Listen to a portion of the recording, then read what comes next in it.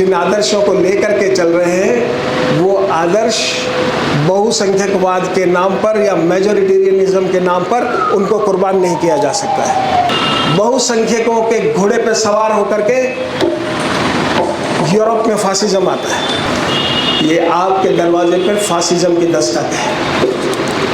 और अब इस दस्तक का अगर हम लोगों ने पूरी शक्ति के साथ सामना नहीं किया तो ये दस्तक कुल्हाड़ा लेकर के आपका दरवाजा चीर देगी। नमस्कार, मैं लखन सालवी और आप देख रहे हैं डेली राजस्थान। 1 व 2 अप्रैल को People Union for Civil Liberties की राजस्थान इकाई का 11वां राज्य सम्मेलन भीलवाड़ा में मानसिंह का धर्मशाला के सभागार में संपन्न हुआ। 1 अप्रैल को सम्मेलन के उद्घाटन सत्र को मुख्य अतिथि पूर्व जस्टिस गोविंद माथुर, विशिष्ट अतिथि सामाजिक कार्यकर्ता अरुणा रॉय, राष्ट्रीय सचिव रोहित प्रजापति, PUCL की राष्ट्रीय अध्यक्ष कविता श्रीवास्तव, पत्रकार मीना कोतवाल, सामाजिक कार्यकर्ता इमामुद्दीन व लखनऊ से आए वरिष्ठ पत्रकार नसीरुद्दीन सहित कई सामाजिक कार्यकर्ताओं ने संबोधित किया। आज हालात ये हो गए हैं कि हमें संवैधानिक लोकतंत्र बहुत अधिक पुष्ट किए जाने की आवश्यकता है। कुछ दिनों पहले भारत के उपराष्ट्रपति जी जयपुर में आए हुए थे। उन्होंने कहा कि जो कुछ न्यायपालिका कर रही है ये अपने क्षेत्राधिकार से बाहर अपने कदम रख रही है और इसकी अनुमति नहीं दी जानी चाहिए। ऐसी परिस्थिति में हमें यह समझ लिया जाना आवश्यक है कि संवैधानिक लोकतंत्र का महत्व क्या है, क्योंकि आज एक जो बाजा सबसे ज्यादा बज रहा है वह इसी बात का है कि लोकतंत्र अगर लोक चाहता है, if by counting of heads something is to be amended in your constitution, then why this basic structure is coming in our way? हम जब कॉन्स्टिट्यूशन की वैल्यूज की बात करते हैं तो मैं एक बार फिर आपका ध्यान उस प्रीएम्बल की ओर दिलाना चाहूँगा। We the people of India having solemnly resolved to constitute India into a sovereign, socialist, secular, democratic republic and to ensure justice for all economic, political, social, fraternity, ये हमारी मान्यता है। तो इस देश में विधि का शासन है, इस देश में कानून का शासन है। ये वो देश है जहाँ पर समानता का अधिकार है। ये वो देश है जहाँ पर धर्मनिरपेक्षता एक बहुत बड़ी वैल्यू है। ये वो देश है जिसमें समानता और अवसर की समानता है, जहाँ भ्रातृत्व है, फ्रेटर्निटी जिसका एक बहुत बड़ा आवश्यक हिस्सा है। हम पिछले 75 वर्षों से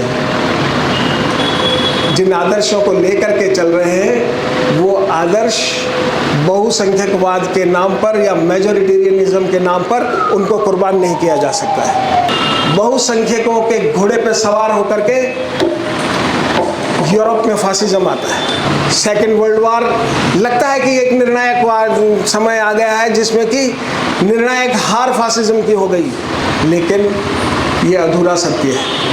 अपने पार्टीशन के बाद इंडिया और पाकिस्तान, श्रीलंका, बर्मा, इंडोनेशिया, ये सारे कंट्रीज जब फ्री हुए, आप देखेंगे कि उस वक्त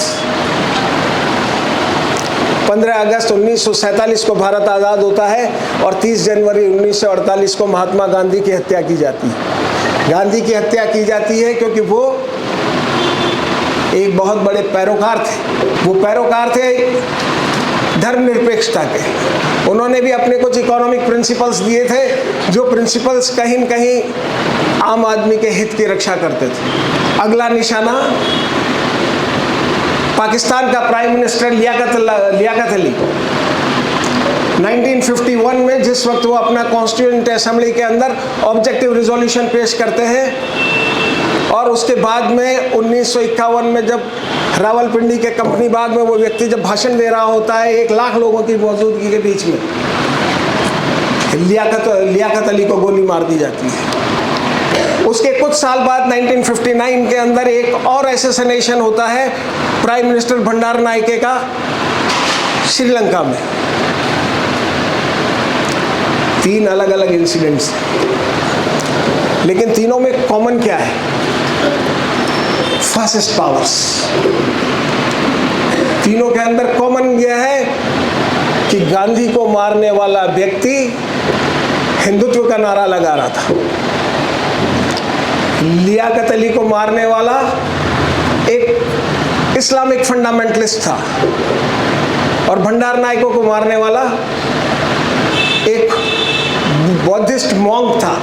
फासिस्ट इस बात को कबूल करने को तैयार नहीं थे कि इन देशों के अंदर किसी भी तरह से डेमोक्रेसी आए, कॉन्स्टिट्यूशनल डेमोक्रेसी आए, कि आप और हम सबके बीच के दिमाग के अंदर एक फासिस्ट बैठा है। हमारे सबके दिमाग के अंदर अपने आप को श्रेष्ठ मानने की एक प्रवृत्ति पूरी तरह से बैठी है, और वह प्रवृत्ति बड़ी आसानी से उसे चैतन्य किया जा सकता है। हम चेतना, सकारात्मक चेतना की बात करते हैं, और उस चेतना को जागृत करना, इस नकारात्मक चेतना को जागृत करने से मुश्किल लगता है, क्योंकि इस नकारात्मक चेतना का एक सदियों का एक बैकग्राउंड है, और इस बैकग्राउंड के साथ बड़ी आसानी से फासिस्ट आगे बढ़ जाते हैं। और आज जो अरुणा जी ने कहा, जो और कविता जी ने कहा, और जिस बात की आप सब चिंता कर रहे हैं, ये आपके दरवाजे पर फासिज्म की दस्तक है। और अब इस दस्तक का अगर हम लोगों ने पूरी शक्ति के साथ सामना नहीं किया, तो ये दस्तक कुल्हाड़ा लेकर के आपका दरवाजा चीर देगी। सम्मेलन के पहले दिन शाम को जनवादी लेखक संघ व PUCL द्वारा काव्य गोष्ठी आयोजित की गई, जिसमें कई कवियों व साहित्यकारों ने काव्य पाठ किए। राज्य सम्मेलन के दूसरे दिन राजस्थान की प्रदेश कार्यकारिणी का चुनाव भी किया गया। भीलवाड़ा की मंडल तहसील के सीडियास गांव के निवासी सामाजिक कार्यकर्ता भंवर मेघवंशी को प्रदेश अध्यक्ष तथा तारा अहलुवालिया को उपाध्यक्ष बनाया गया। डॉक्टर अनंत भटनागर को प्रदेश महासचिव और डॉक्टर मीता सिंह को कोषाध्यक्ष चुना गया है। संवैधानिक लोकतंत्र की पुनर्प्राप्ति और मानवाधिकारों की रक्षा, इस थीम के साथ ये सम्मेलन किया गया, क्योंकि ये एक ऐसा विकट दौर है जहाँ पर बहुसंख्यकवाद जो है बहुमत की आड़ में आ रहा है, और वो लोकतंत्र के नाम पर हमारा जो कॉन्स्टिट्यूशनल डेमोक्रेसी है उसको कमजोर करने की कोशिश कर रहा है। सम्मेलन के संयोजक व भीलवाड़ा जिलाध्यक्ष राकेश शर्मा ने बताया कि सम्मेलन का दूसरा दिन संगठनात्मक गतिविधियों, रणनीतियों और कार्य योजनाओं को समर्पित रहा। प्रदेश महासचिव भटनागर ने प्रदेश का प्रतिवेदन प्रस्तुत किया। बाद में जिला इकाइयों ने अपने प्रतिवेदन प्रस्तुत किए और कई प्रस्ताव पारित कर मानवाधिकार, लोकतंत्र व धर्मनिरपेक्षता की रक्षा की मांग की गई। 11 प्रस्ताव पारित किए गए। इन प्रस्तावों में मुख्य बात ये थी कि जो केंद्र सरकार की तरफ से हमारी जुडिशरी को बार बार धमकाने की कोशिश की जा रही है, उसमें दखल करने की जो कोशिश की जा रही है, उसकी मांग की गई कि जो न्यायपालिका की स्वायत्तता है वो बरकरार रहनी चाहिए और उसको धमकाया नहीं जाना चाहिए, और किसी भी रिटायर्ड जस्टिस को राजनीतिक पद पर नियुक्त नहीं किया जाना चाहिए। इसके अलावा RTH बिल का स्वागत करते हुए डॉक्टरों की जो हड़ताल चल रही है, डॉक्टरों से अपील की गई कि वो हड़ताल तोड़ें और RTH का जो बिल है राइट टू हेल्थ उसको इम्प्लीमेंट करने में मदद करें। राजस्थान की सरकार से ये भी मांग की गई कि मुख्यमंत्री अशोक गहलोत ने जो घोषणा की है जवाबदेही कानून की, उस जवाबदेही कानून को, उस घोषणा को लागू करते हुए इस कानून को पारित करें और इस कानून को लागू करें।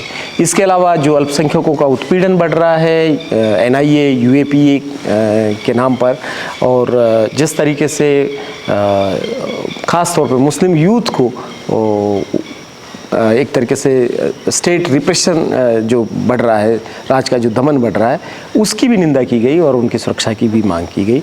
और जितने भी लोग सामाजिक कार्यकर्ता, मानवाधिकार कार्यकर्ता काम कर रहे हैं अपने अपने इलाकों में और सवाल उठा रहे हैं, उनकी सुरक्षा की भी मांग की गई और उनको फर्जी केसों में फंसाने की जो कोशिशें होती है, उन कोशिशों से बाज आने के लिए भी कहा गया। तो 11 प्रस्तावों में दलित आदिवासियों का जो SC/ST एक्ट है उसको मजबूत करने की भी मांग थी, और 2 अप्रैल के जो केसेज हैं 2 अप्रैल 2018 के आंदोलन के, भारत बंद के, उन केसेज को वापस लेने की भी मांग की गई। तो ये सारे जो प्रस्ताव हैं ये सर्वसम्मति से पारित किए गए। हमारे भीलवाड़ा ज़िले की जो PUCL की युवा इकाई है, टीम है, और जिसके ज़्यादातर जो युवा साथी हैं, पदाधिकारी राकेश शर्मा हैं, जिलाध्यक्ष, जिला महासचिव शैतान रेगर, और हमारी प्रांतीय कमेटी के जो मेंबर हैं प्रांजलि त्रिपाठी, रतनलाल भील, मुबस्सर भाई, इन सब लोगों ने बहुत मेहनत मदद की पूरी टीम के साथ मिलके। भाई सोहनलाल भोजपुरिया, धर्मराज रेगर, राम सुख जी और भी बहुत सारे साथियों ने, राधेश्याम रेगर, ये सब लोगों ने जो काम किया, उनकी मेहनत, उनकी पूरी टीम की मेहनत से ये आयोजन सफल हो सका। और राज्य भर से, देश भर से जो प्रतिनिधि आए, उन्होंने मिलकर के मानवाधिकारों की रक्षा का संकल्प लिया। वैसे PUCL भीलवाड़ा जो है 2016-17 में पहले इसकी कार्यकारिणी बनी थी, तो उस समय ज़्यादा सक्रियता रह नहीं पाई। 2 साल बीच में कोविड भी आ गया। लेकिन अब इसके बाद जो अभी जो नई कार्यकारिणी बनी है, इसमें कोशिश की गई कि सारे नए लोगों को लिया जाए। तो अधिकतर जो इसमें कार्यकारिणी के लोग हैं सारे युवा लोग हैं, और मानवाधिकारों का बड़ा दायरा है। लेकिन हम कोशिश करेंगे कि भीलवाड़ा से संबंधित जितने भी ऐसे हनन के मुद्दे हैं, जिसमें दलित आदिवासियों के साथ जो एट्रोसिटी वाले मामले हैं और महिला हिंसा के मामले हैं, उसके अलावा जो भीलवाड़ा में जो अभी बड़ी एक समस्या है, जो अवैध खनन से संबंधित जो समस्याएं हो रही है, जो भीलवाड़ा के पूर्व और इस इलाके में और मांडलगढ़ बिजोलिया वाले क्षेत्र में, तो हम कोशिश करेंगे कि इन सब मुद्दों को हम PUCL के माध्यम से उठाने की कोशिश करें।